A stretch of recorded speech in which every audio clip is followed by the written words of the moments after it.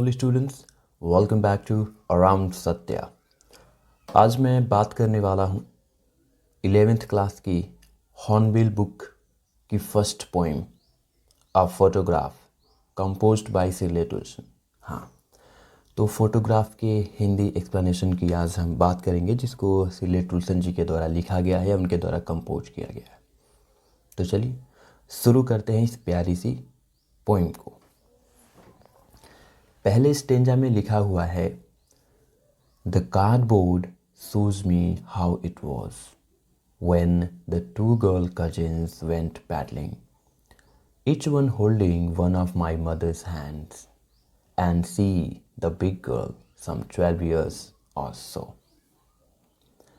सबसे पहले कठिन वर्ड्स की हम मीनिंग समझ लेते हैं, उसके बाद इसका एक्सप्लेनेशन करेंगे।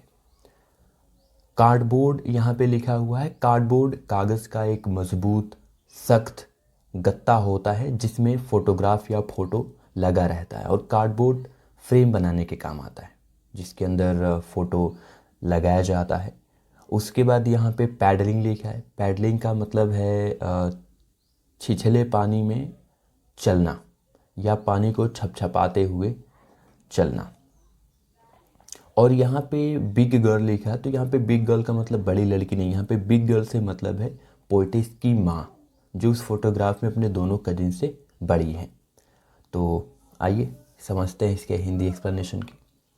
The cardboard shows me how it was. अब पोएटिस अपने घर में बैठी हुई हैं और उन्हें एक पुराना सा कार्डबोर्ड मिलता है जिसमें उनकी माँ और दो कजिन्स के बचपन की फ़ोटो है। और उस कार्डबोर्ड को देखती हैं और कहती हैं कि ये कार्डबोर्ड मुझे दिखाता है या बताता है कि उस समय उस फोटो में दिख रहे जो बच्चे थे वो कैसे थे। व्हेन यानी जब द टू गर्ल कजिन्स, दो चचेरी बहनें वेंट मिस गई पैडलिंग करने समंदर के किनारे। अब यहाँ पे पैडलिंग लिखा हुआ है, यहाँ पे पोएटिस और उनकी माँ बीच हॉलीडे पे जाती हैं और समंदर के किनारे वहाँ पे वो पैडलिंग करती हैं। और उस फोटोग्राफ में दोनों की फ़ोटो बनी हुई है। ईच वन उन दोनों में से हर एक ने होल्डिंग पकड़े हुआ है one of my mother's hand, मेरी माँ के हाथ को। मतलब दोनों ने दोनों तरफ से पोएटिस की माँ के हाथ को पकड़ा हुआ है। एंड और सी द बिग गर्ल यानी पोएटिस की माँ सम 12 years आल्सो। और पोएटिस की जो माँ है उसमें लगभग 12 साल की या उससे कहीं अधिक की दिख रही हैं। अगर इसके एक बार फिर से हम इसके सिर्फ हिंदी एक्सप्लेनेशन की बात करें तो होगा कि कार्डबोर्ड मुझे दिखाता है या बताता है कि जब पोएटिस की माँ अपने दो कजिन्स के साथ समंदर पे हॉलीडे मनाने के लिए और पैडलिंग करने के लिए गई थी, तो उस फोटो में वो देखती हैं कि उनकी दोनों कजिन्स उनकी माँ के एक एक हाथ को पकड़े हुए खड़ी हैं और उनकी माँ उस फोटो में लगभग 12 साल की दिख रही है। स्टेंजा नंबर 2 में आइए सबसे पहले कठिन वर्ड्स की बात कर लेते हैं। स्टिल का मतलब होता है शांत। स्माइल थ्रू का मतलब ये है कि जब हवा उड़ती है तो बाल चेहरे पे बिखरते हैं और उन बालों के जरिए मुस्कुराना, इसे कहता है स्माइल थ्रू। अगला वर्ड है इसमें स्वीट फेस। तो यहाँ पे स्वीट फेस मतलब मीठा चेहरा नहीं होगा, यहाँ पे स्वीट फेस का मतलब होगा सुंदर चेहरा। फिर उसके बाद अगला कठिन वर्ड है इसमें टेरिबली का मतलब होता है अत्यधिक या बहुत ज़्यादा। और दूसरा वर्ड है ट्रांजिएंट। तो ट्रांजिएंट का मतलब होता है अल्पकालिक, क्षणिक या टेम्पररी, जो कम समय के लिए होता है। आइए इसकी मीनिंग को समझते हैं। All three stood still to smile through their hair. All three वो तीनों स्टूड स्टिल बिल्कुल शांत खड़ी थीं, to smile through their hair. अब हवा बह रही है समंदर के किनारे और उनके जो बाल हैं वो उनके चेहरे पे उड़ रहे हैं और वो मुस्कुरा रही हैं। At the uncle with the camera. और चाचा जी, उसमें चाचा जी कैमरे से उन तीनों का फोटो ले रहे हैं। A sweet fate, a sweet face my mother's that was before I was born. A sweet face, बड़ा सुंदर चेहरा था, माई मदर्स, मेरी माँ का, that was before I was born, मेरे जन्म लेने से पहले, मेरे जन्म लेने से पहले मेरी माँ का वो बहुत सुंदर या प्यारा सा चेहरा था। एंड द सी, और समंदर, विच यानी जो कि अपीयर्स प्रतीत होता है, टू हैव चेंज्ड लेस कि बहुत कम बदला है, वॉश्ड धुल दिया है, दियर मिस उनके, टेरिबली ट्रांजिएंट फीट अत्यधिक अल्पकालिक उनके पैरों को। अब यहाँ पे टेरिबली ट्रांजिएंट का मतलब ये होता है, यहाँ पे ह्यूमंस के बारे में बताया गया है कि जो ह्यूमंस की लाइफ होती है वो बहुत कम होती है समंदर के मुकाबले। तो अब यहाँ पे समय बीत गया और समय बीत गया है, और समंदर जब वो वहाँ पे गई थी पैडलिंग करने के लिए, उनके पैरों के जो निशान थे तो समंदर ने अपनी लहरों से उनको मिटा दिया था। अब वहाँ पे उनके किसी भी पैरों के निशान नहीं है, समय आगे बढ़ गया है और जो समंदर है वो बिल्कुल वैसा ही है, उसमें कोई विशेष बदलाव नहीं दिख रहा है। एक बार फिर से इसके हिंदी मीनिंग को समझ लेते हैं। तीनों समंदर के किनारे अपने बिखरे हुए बाल जो हवा में उड़ रहे हैं मुस्कुराती हुई प्रतीत हो रही हैं, और उनके जो चाचा हैं वो कैमरा लिए खड़े हैं या कैमरे से इनका फोटो खींच रहे हैं। पोर्टेस के जन्म लेने से पहले उनकी माँ का वह सबसे सुंदर चेहरा था उस फोटो में दिखा।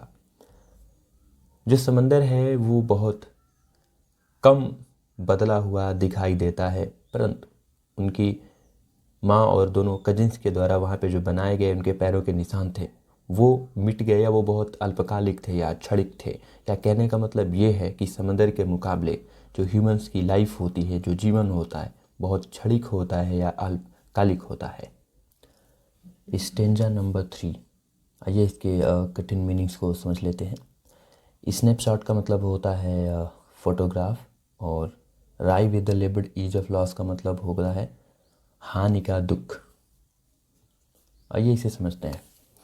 सम 20-30 ईयर्स लेटर, लगभग 20 या 30 साल के बाद, she would laugh at the snapshot, she would laugh, वह हंसती एट द स्नैपशॉट, उस फोटोग्राफ पे।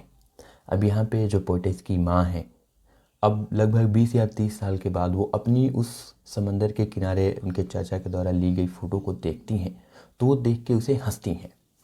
सी बेटी and Dolly, she would say, वो कहती हैं कि देखो बेटी और डॉली को देखो, and look how the dressed us for the beach, and look, और देखो कि हाउ मीन्स कैसे, द ड्रेस्ड अस कि हमें कपड़े पहनाए गए हैं, फॉर द बीच यानी समंदर के किनारे के लिए। अब यहाँ पे जो पोर्टेस की माँ है वो अपने बचपन की फ़ोटो को देखती हैं, तो बचपन में जो छोटे बच्चे होते हैं वो रंग बिरंगे कपड़े पहनते हैं, तो उन कपड़ों को देख के जो पोर्टेस की माँ है उन्हें हंसी आ जाती है। कहते देखो बेटी और डाली कैसी दिख रही हैं, बड़ी सुंदर दिख रही हैं, बड़ी प्यारी दिख रही है। तो उनको देख के वो हंसती थी, क्योंकि तब वो छोटी थी और सुंदर दिखती थी, प्यारी दिखती थी। अब 20 या 30 साल के बाद अब वो बड़ी हो गई हैं, तो उन्हें अपने उस फोटोग्राफ पे हंसी आ रही है। The C holiday, the C holiday मतलब समुद्र की छुट्टी, वाज हर पास्ट, उनका यतीत था, माइन इज़ हर लाफ्टर, और मेरा उनकी हंसी। अब यहाँ पे कहा यह जा रहा है कि वो जो छुट्टी थी जब पोर्टेस अपने कजिन्स के साथ समंदर के किनारे गई थी, तो वो मोमेंट उनकी पोर्टेस की माँ का पास था। अब जब उस फोटो को देख करके उनकी माँ हंसती थी, तो उनकी हंसी पोर्टेस का पास्ट है, मतलब जो पोर्टेस हैं उनका पास्ट है, कवित्री का पास्ट है। हॉलीडे की छुट्टी, पोर्टेस की माँ का पास्ट। अब जब उस फोटो को देख के हंसती थी, तो ये जो वक्त था वो पोर्टेस का पास्ट था, मतलब पोर्टेस का बीता हुआ वक्त था। Both wry with the laboured ease of loss, both मतलब दोनों, राई मीन्स निराश हो जाते हैं, with the laboured ease of loss मतलब किसी चीज़ के खोने का गम या दुख। अर्थात पोएटिस की माँ को दुख है उस सुंदर से प्यारे से समय के खो जाने का, जब वो सी हॉलिडे पे गई थी।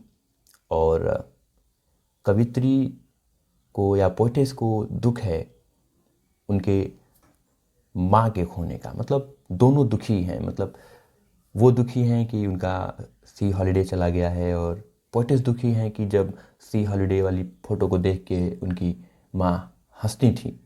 तो वो दोनों वक्त दोनों के लिए बीत चुका है।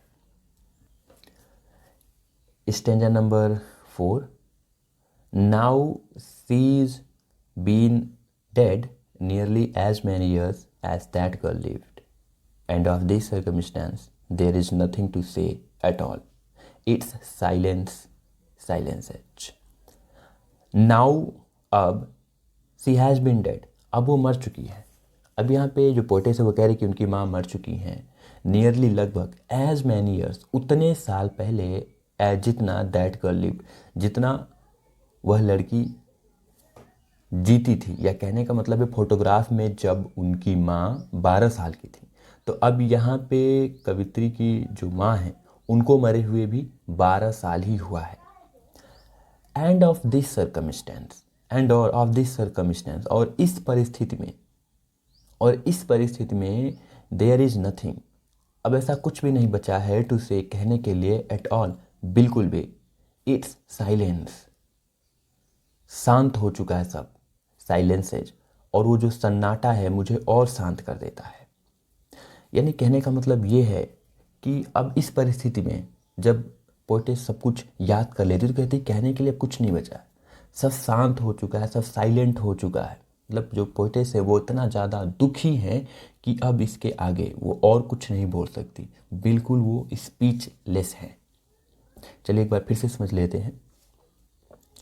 स्टैंजा नंबर 4 में पोएटिस कह रही हैं कि उनकी माँ अब मर चुकी है, और उनको मरे उतने ही साल हुए हैं जितने साल की वो फोटोग्राफ पे थी, अर्थात 12 साल उनकी माँ को मरे हुए हो गए। अभी सारी बातों को याद करके वो बहुत ज़्यादा दुखी हो जाती हैं और कहती हैं कि अब इस परिस्थिति में कुछ भी कहना शेष नहीं रहा, सब शांत हो गया, या ये जो सन्नाटा है मुझे और शांत कर देता है, अर्थात ये सन्नाटा मुझे दुखी करता है और मुझे ना बोलने के लिए बाध्य कर देता है।